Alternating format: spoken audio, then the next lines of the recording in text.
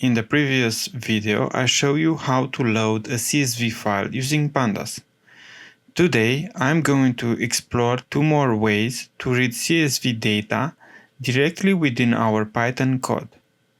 First, I'll read a CSV from a string, and then I'll use Python's built-in file handling.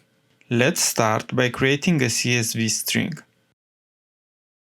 I'll copy and paste some sample CSV data right here into a variable called CSV string.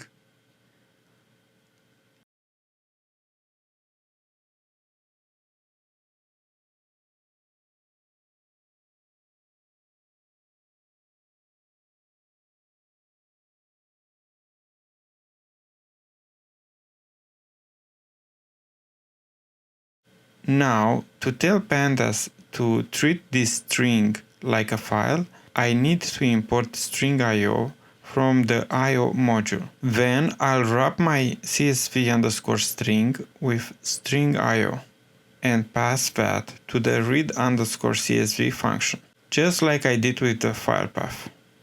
You'll see, it works exactly the same.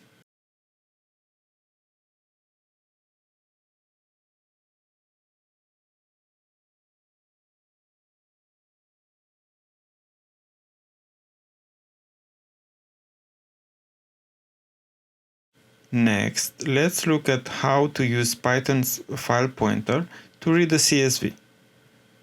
First, I'll initialize a data frame variable df to none. This will hold my data frame.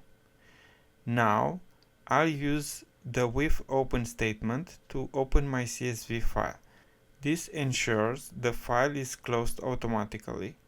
Inside the with block, I can use the read_CSV function, passing the opened file object.